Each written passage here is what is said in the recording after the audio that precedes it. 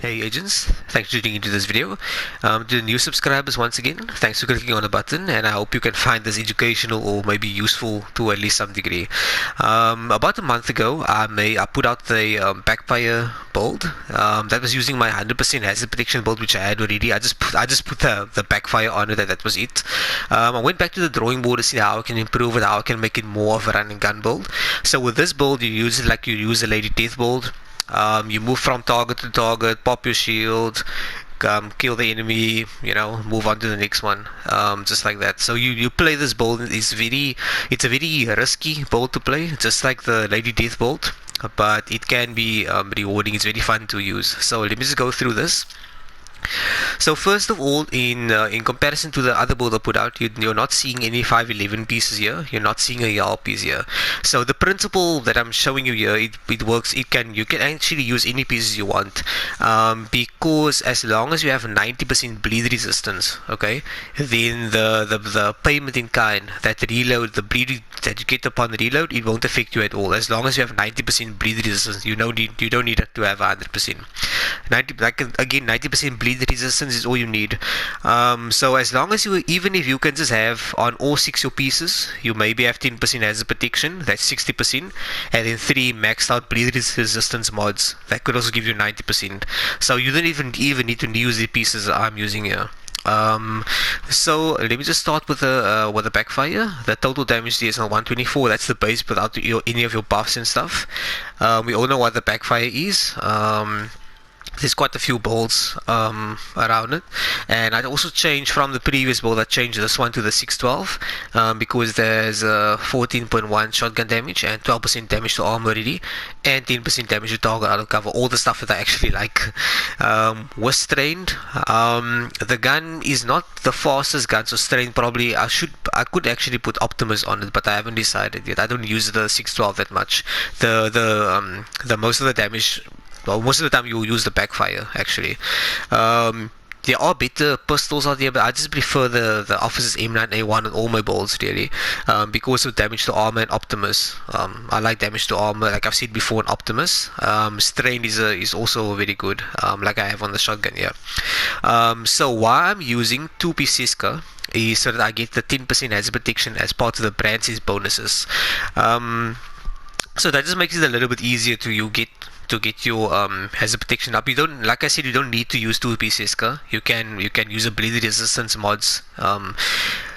So basically here I have 15% weapon damage. I have 11.9 critical damage. I have 9% hazard protection, which I picked the piece up like with a 9% hazard protection and 9.2% bleed resistance mod. I'll go through the second Ceska piece. 10% hazard protection, crit chance, weapon damage. Then I'll go through the Grupo. I've just put basically the Grupo on here to get my crit damage up, because the higher your base crit damage before your buffs, the better the gun will perform.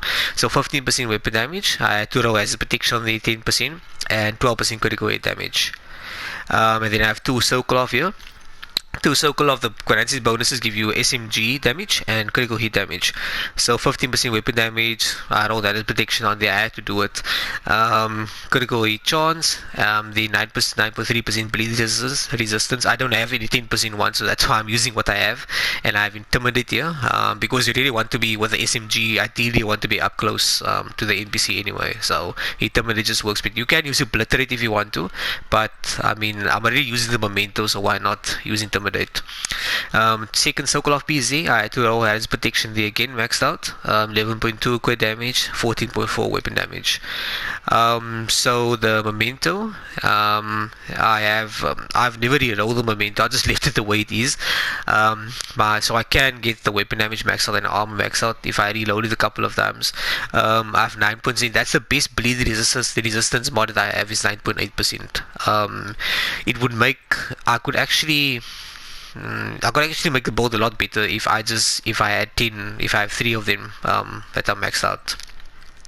So basically then, if I look at the stats, you have on the Backfire cell 56.9% and 115.1. The 612 not really that important, but it's 40.9 crit chance and 110.1 critical damage, and the same more or less for the officer M1. So the other stat I also need to show you, as long as you have 90% bleed resistance, the backfire won't hurt you. So there on bleed I have 97. Like I said, if I had full max out ones, I could actually put that on crit damage. So if I could actually just max out the bleed resistance mods, then I could take that as protection. I could make a crit damage. The same goes for here where I put that as protection. I could maybe put crit chance in there. So it all depends on what you actually have rolled. But ideally you need if you're not using 2-piece Ceska, you don't have to do it. You can also just have 6, like I said, 6 pieces or 6 roll as a protection. If you don't want to use a Memento, you can use something else if you want to. But the key of the mod, you can use the mod slots. So at the end of the day, you want to have 90% bleed resistance. That's basically what you want. So my shield here is tier 2, not very strong. I think the Lady Death could build my shield is level 1, I think. But you use a Memento, it will be level 2.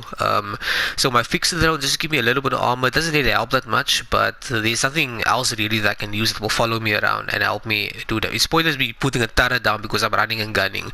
So the best thing that I could think of was to use the fixer drone for all intents and purposes. Like you can see in the gameplay put up, you just run from place to place. For those of you that skip the gameplay and just want to see the numbers that bit more clearly, although I can't show you the full extent of the build here because I'm not going to be proccing Intimidate at all. So this is actually this point. I'm just showing you the numbers without Intimidate. That's what the build does without Intimidate. And without my weapon damage. That's without any of the buffs. So that's no buffs at all. So that's why you can see here in the gameplay, this, as long as you play it properly and you are aware of where all the NPCs are around you, this build is actually really good for running gun. It's very fun to use. I wouldn't use it on Legendary. I would not use it on there because one hit can actually have you dead. Because the average enemy does between 700 and 1 million, 700 and 1 million damage per shot. So you might die very quickly. So guys, that's basically it. Like I said, as long as you have 90% bleed resistance here. I only have 97 because I had to get over the threshold of 90. If I take one of these bleed resistance mod out, and then I'm on 89%, then I bleed. So you're aiming for 90%. So whatever layout you want to use, just have 90% bleed resistance, and then you can enjoy this gun. And like I said, the higher the base damage you can get before you apply any buffs, the better for you. But guys, thanks for watching, and I'll see you in the next one.